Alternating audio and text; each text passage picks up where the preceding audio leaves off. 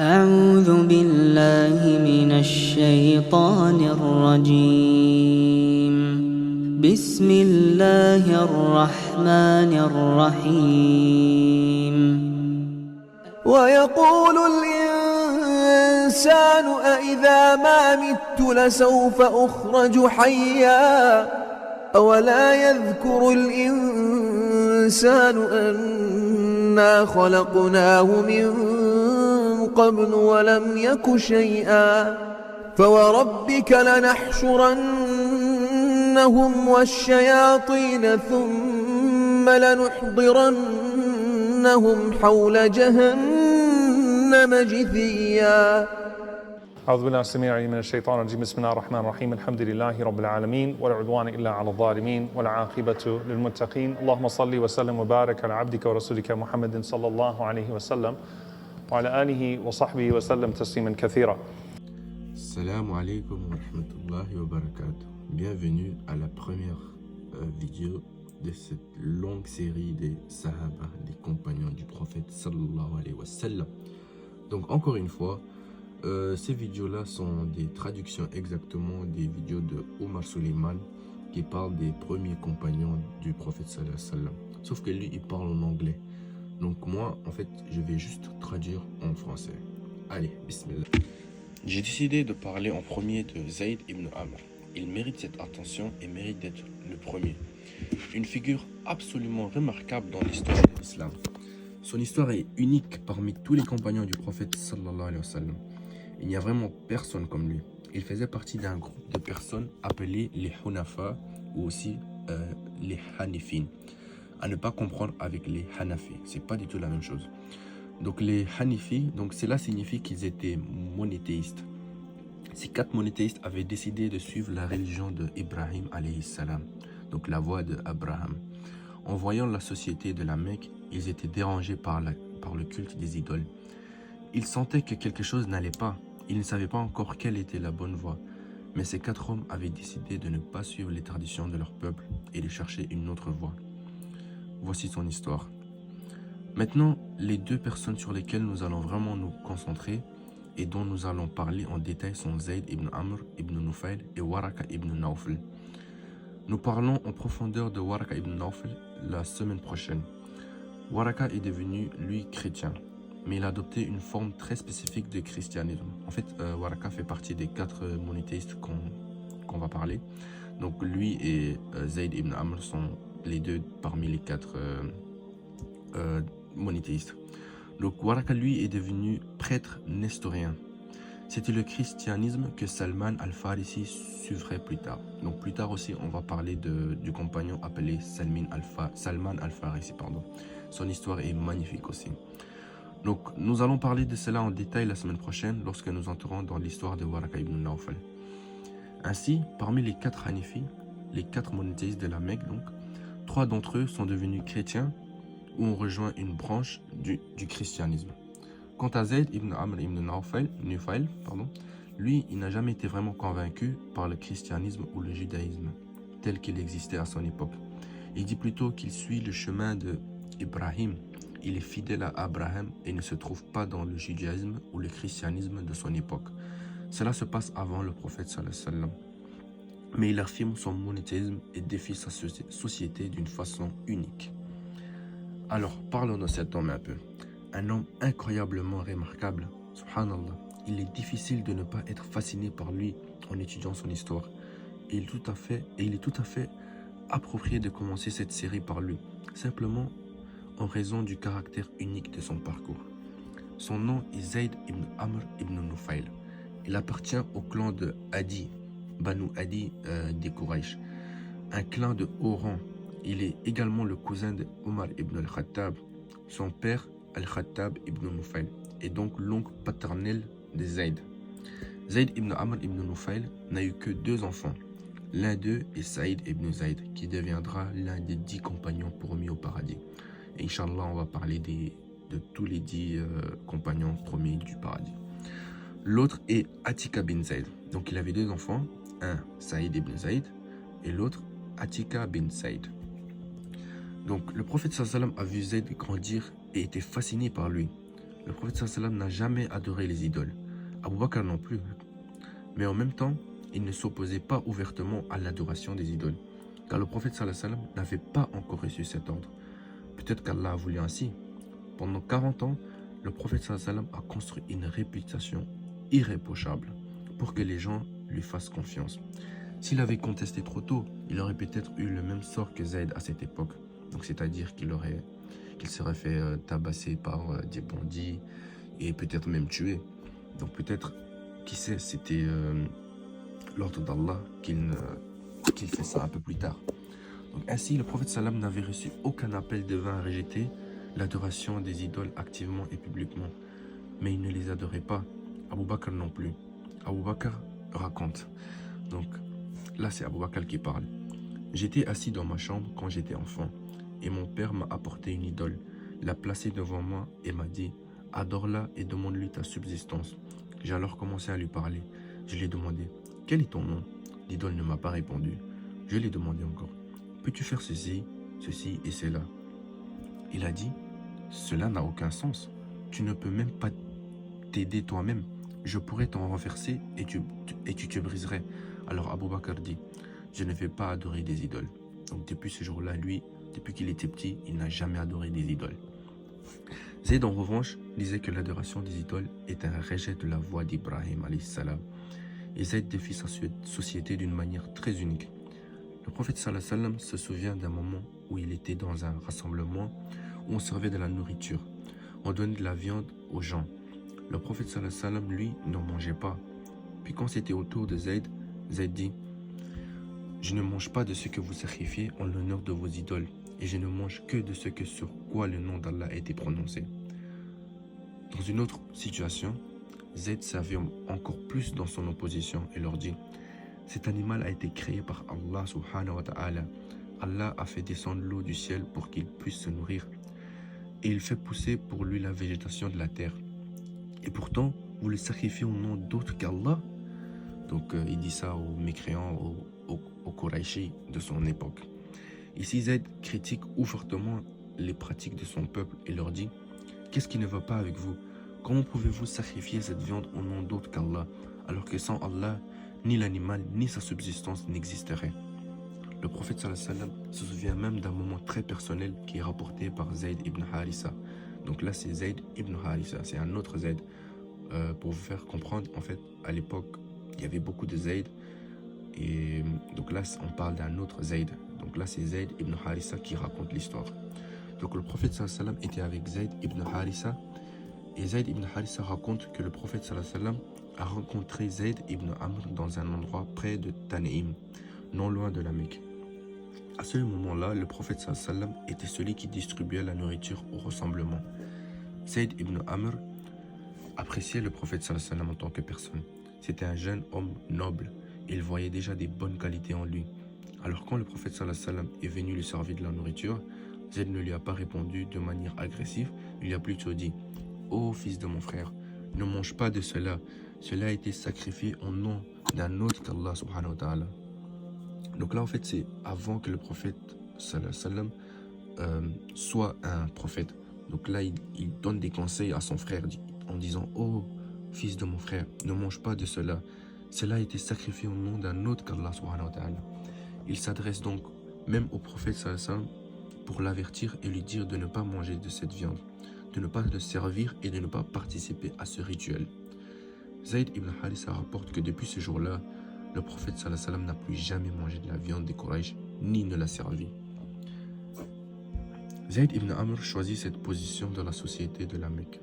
Il est bien plus âgé que le prophète sallallahu alayhi wa sallam. Ensuite, il se sépare même des 4 monothéistes et reste le seul à ne pas devenir chrétien.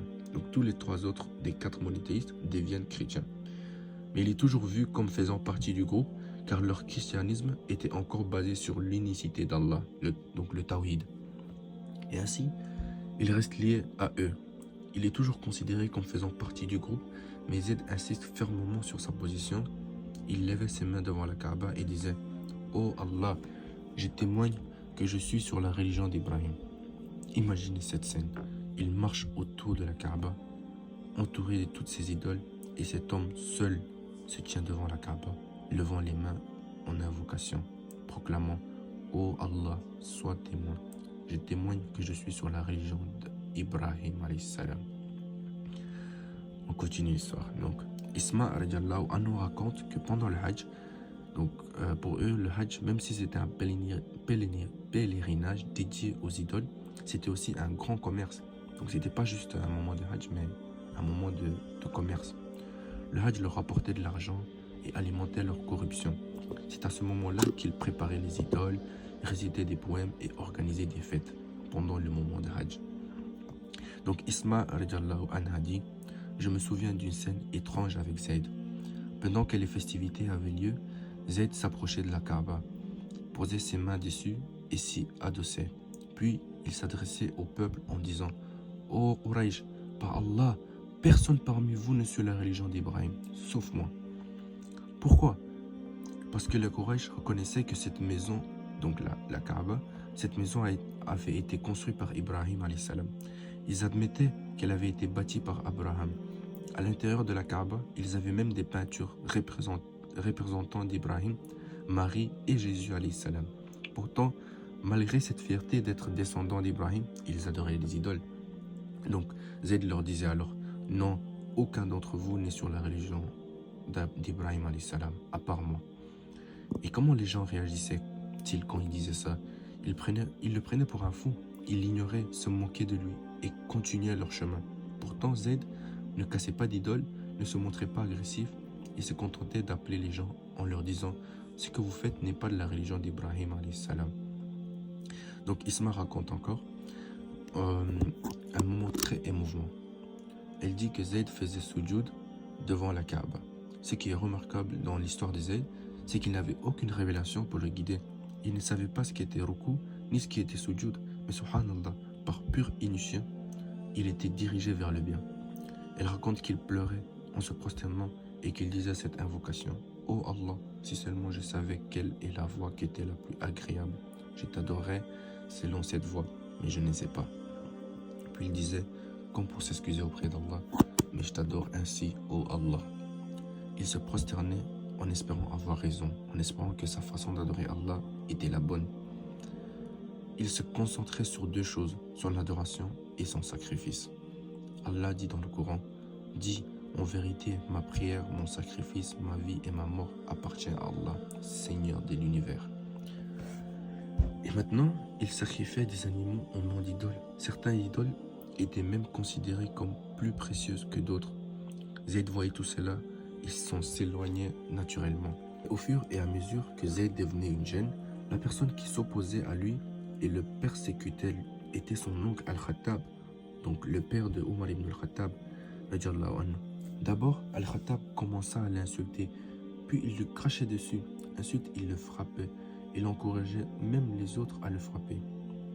Franchement, le pauvre, lui, il voulait juste suivre la voie d'Ibrahim et conseiller les gens à faire la même chose. Mais Al-Khattab rendit la vie de Zayd tellement dure qu'il ne pouvait entrer à la Mecque qu'en secret. Donc il devait se cacher pour entrer à la Mecque. Quand il quittait la Mecque, il devait revenir discrètement, car Al-Khattab envoyait des voyous pour l'attaquer et le frapper. À chaque fois qu'il revenait à la Mecque, Al-Khattab disait « Si vous voyez cet homme revenir, frappez-le et donnez-lui une leçon. » Car Al-Khattab était un homme fier, et même si Zayd ne faisait de mal à personne, le simple fait qu'il remettait en question ses rituels était inacceptable pour lui. Maintenant, tu comprends d'où venait Omar avant de devenir musulman. Pour lui, un problème se réglait de manière radicale. Il avait même prévu d'aller à la Kaaba pour tuer le prophète sallallahu alayhi wa sallam. Là, on parle de Omar. Il se disait, je suis confus, alors autant le tuer en plein jour devant la Kaaba. Le prophète sallallahu alayhi wa sallam était intrigué. Un jour, il part voir Zayd et lui demande, Zayd, pourquoi est-ce que ton peuple te déteste autant? Imagine cette scène. Le prophète sallallahu alayhi wa sallam ne sait toujours pas ce que l'avenir lui réserve. Il parle à cet homme plus âgé que lui, un homme qui seul défie le paganisme et proclame la voie d'Ibrahim. Et Zayd répond, Ya ibn Akhi, c'est parce que j'ai quitté leur religion et leurs idoles pour la religion et le Dieu d'Ibrahim. Mon Seigneur est le Seigneur d'Ibrahim et ma religion est la religion d'Ibrahim. Les gens essayaient de le convaincre de devenir chrétien ou juif, mais il refusait. On l'amenait voir des rabbins, des prêtres, mais il ne cédait pas. Il ne retournait jamais au paganisme. Mais il mais il cherchait toujours la vérité, donc la voie d'Ibrahim. Mais ce qui le distinguait avant tout, c'était son amour profond pour Ibrahim. Il voyait comme une mission de préserver la voie d'Ibrahim. Zayd, le défenseur des filles enterrées vivantes. C'est ici que l'histoire de Zayd devient encore plus impressionnante. Donc Asma radiallahu anha rapporte: il redonnait vie aux filles enterrées vivantes. Évidemment, cela ne signifie pas qu'il les ressuscitait, mais qu'il les sauvait avant qu'elles ne soient tuées. Sans révélation, sans le verset du Coran, donc le verset du Coran qui dit: et quand la fillette enterrée vivante sera interrogée, pour quel péché a-t-elle été tuée? Donc lui qui sauvait ses filles sans ce verset de Coran là. Franchement, il est incroyable. Donc Zayd détestait cette pratique et ne se contentait pas de dire ce n'est pas la voie d'Ibrahim, et il passait à l'action. À un endroit de la Mecque que Asma dit avoir visité, les Quraysh creusaient des trous pour enterrer leurs filles vivantes. Allah décrit cela dans le Coran. Et quand on annonce à l'un d'eux la naissance d'une fille, son visage s'assombrit et il est accablé. Ces gens voyaient de la naissance d'une fille comme un déshonneur, un signe de pauvreté. Alors, au milieu de la nuit, ils prenaient leurs filles et les enterraient vivantes. Zayd savait à quel moment ces hommes allaient amener leurs filles pour les tuer. Alors il restait à l'endroit où ils allaient les enterrer et il leur disait: ne la tue pas, je prendrai soin d'elle, je m'occuperai de toutes ses dépenses. Il prenait la fille sous sa responsabilité. Il les élevait, subvenait à ses besoins. Et quand elles atteignaient l'âge d'adulte, il retournait voir les parents et leur disait: si tu veux, je peux te la rendre, sinon je peux également m'occuper de son mariage. Zayd a donc élevé de nombreuses jeunes filles abandonnées à la Mecque. Et quand elles grandissent, ils agissaient comme leur wali, donc veillant à ce qu'elles trouvent un mari convenable. Vraiment une droiture exceptionnelle. Il n'avait ni révélation et notre prophète avait même pas encore commencé à prêcher l'islam et il faisait déjà tout ça. Et ce n'est pas tout. On rapporte également qu'il n'a jamais commis d'adultère et n'a jamais bu d'alcool. Il disait: méfiez-vous de l'adultère car il engendre la pauvreté. Il rejetait la fornication, l'ivresse et la corruption morale bien avant l'islam. Zayd vivait déjà selon les principes de l'islam avant même que la révélation ne descende. C'était la sincérité absolue de son attachement de la voie d'Ibrahim. Maintenant, il parcourt le monde à la recherche de guidance. Il suit la voie d'Ibrahim. Il dit: je veux la voie d'Ibrahim, encore une fois. Il adoptait du christianisme tout ce qui lui semblait correspondre à la voie d'Ibrahim, et il adoptait du judaïsme tout ce qui lui semblait correspondre à la voie d'Abraham. Mais il disait: je suis sur la voie d'Ibrahim. Lui et Waraka sont allés ensemble à Cham. Cham correspond à la Syrie, le Liban, la Palestine et la Jordanie. Il y va donc avec Waraka. À sa recherche de guidance, Zayd n'est jamais vraiment satisfait des réponses qu'il reçoit. Il ne reçoit pas non plus le soutien de sa famille. Son oncle, par exemple, Al-Khattab, le torture et lui interdit de revenir. Il lui dit: si tu reviens, tu seras battu. Il ordonne même aux gens de le frapper s'ils le voient entrer à la Mecque. Son épouse s'inquiète chaque fois qu'il annonce qu'il part pour Cham. Car alors que les autres s'y rendent pour le commerce, Zayd y va pour approfondir ses connaissances et répondre aux questions qui le tourmentent sur la révélation, l'unicité de Dieu et Ibrahim. Sa femme essaye de l'arrêter, son oncle lui interdit de revenir, mais lui continue son voyage. Il se rend dans 2 endroits notables. D'abord à Mossoul, ce qui se situe en Irak. Ensuite, il se rend à Cham. Là-bas, il demande à être conduit auprès du plus grand savant religieux. On l'amène donc auprès du plus savant d'entre eux. Après avoir discuté avec des rabbins et des prêtres sur la religion, il explique à ce savant ce qu'il cherche. Le moine lui dit alors: celui que tu cherches va bientôt apparaître dans la terre que tu as quittée. Retourne à la Mecque, retourne chez toi, le prophète va être envoyé très bientôt. Donc, c'est-à-dire notre prophète Mohammed sallallahu alayhi wa sallam. Enthousiaste, Zayd prend la route pour retourner à la Mecque. Il n'a aucune idée que ce jeune homme était Mohammed sallallahu alayhi wa sallam, qu'il appelait Ibn Akhi. Il se met donc en route, impatient d'attendre ce prophète. Mais en chemin, des bandits l'attrapent.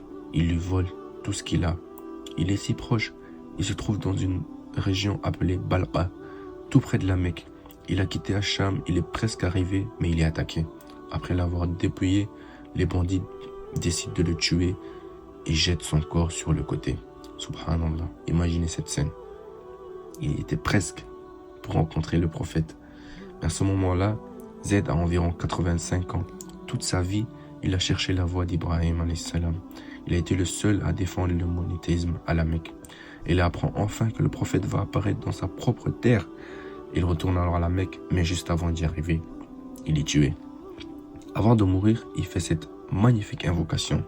Il dit « Oh Allah, si tu m'as interdit la compagnie de ton prophète, alors ne l'interdis pas à mon fils Saïd. » Il dit « Si je dois mourir ainsi, sans trouver la guidance, j'accepte mon sort, mais je te supplie de ne pas priver mon fils Saïd de cette guidance. » Subhanallah, regardez. Zayd, lui, il avait sauvé les filles d'autres personnes. Et regardez ce qui devient sa propre descendante. Sa fille, Atika bin Zayd, se maria avec 5 shuhada. 5 shuhada. Cela semble incroyable, non? Et pas n'importe quel shuhada, donc des martyrs. D'abord, elle épouse Zayd ibn al-Khattab.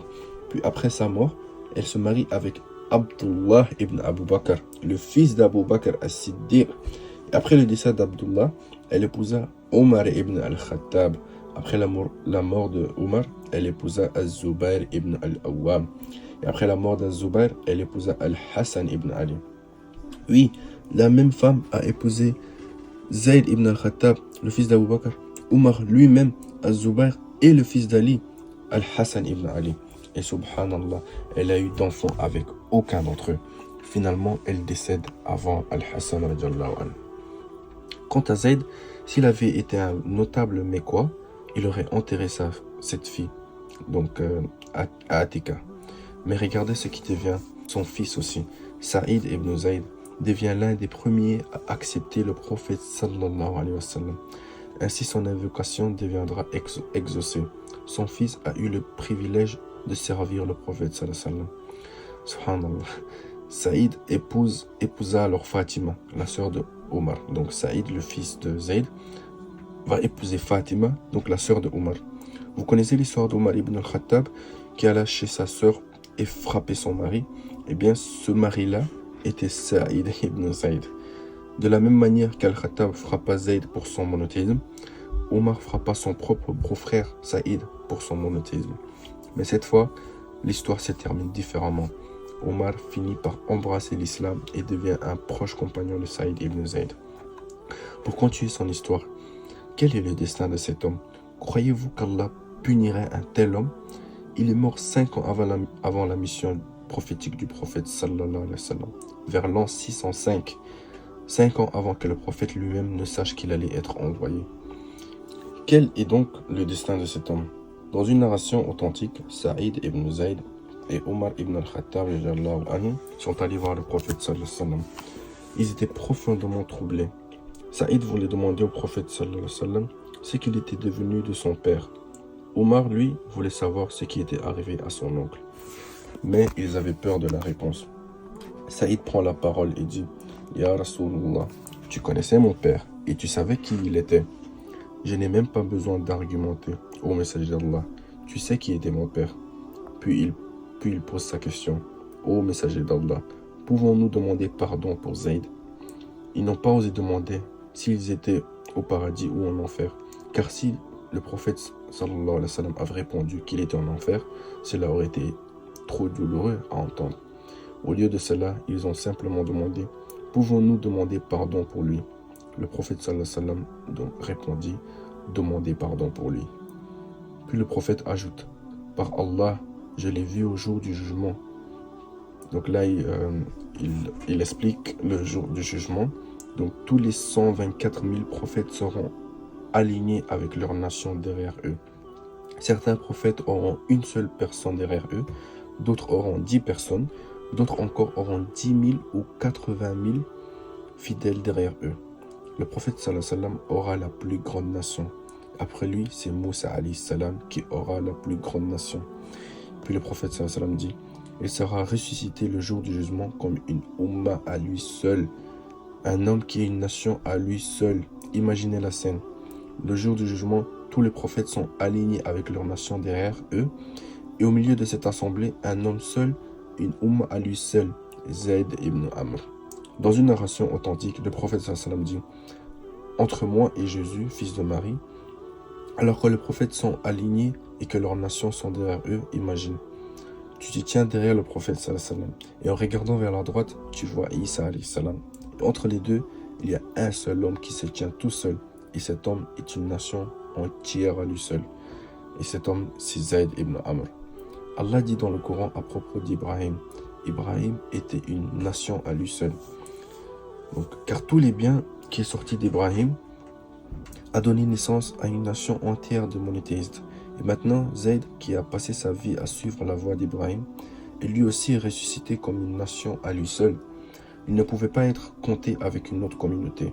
Il ne pouvait pas être classé autrement. Car il est décédé avant le prophète. Et c'était bien longtemps après Isa alayhi salam. Donc, il n'est pas dans la communauté de Isa. Il n'est pas aussi dans la communauté du prophète sallallahu alayhi wa sallam. Donc lui, il est une Ummah à lui seul. On continue avec son histoire. Un autre compagnon, Amr ibn Rabi'a, faisait partie des premiers musulmans.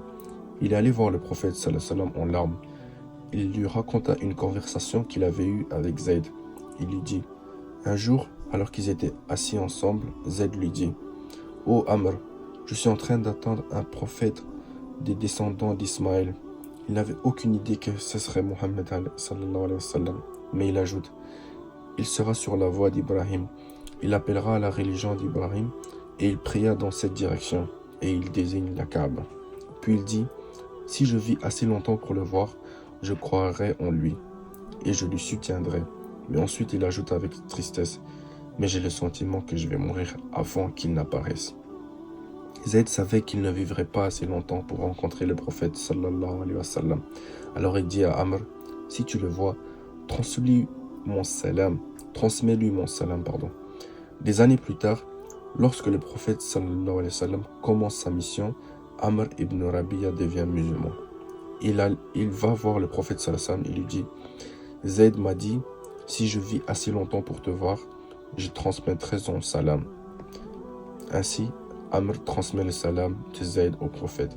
Le prophète sallallahu alayhi wa sallam répond à son salam et fait une invocation pour lui. Donc il demande à Allah d'avoir miséricorde pour Zayd. Puis le prophète sallallahu alayhi wa sallam dit, par Allah, je l'ai vu au paradis, traînant son long vêtement. Dans un autre hadith authentique, il dit, je suis entré au paradis, j'ai vu que Zayd ibn Nawfal avait 2 niveaux de paradis réservés pour lui. Subhanallah. 2 niveaux de paradis juste pour Zayd. Donc, pour terminer cette histoire, en fait, cette histoire nous rappelle que lorsque l'âme est en paix avec Allah, elle est naturellement guidée vers ce qui lui est agréable. Zayd n'avait aucune idée de ce qu'il allait devenir après lui, mais sa sincérité l'a mené sur le droit chemin. Merci beaucoup. Assalamu alaikum wa rahmatullahi wa barakatuh. لا يزال الخير حيا لا يزال إن في الدنيا سلاما وظلال أخبر الأيام أنها في وصال قم بنا وانظر لآيات الجمال قم بنا وانظر لآيات الجمال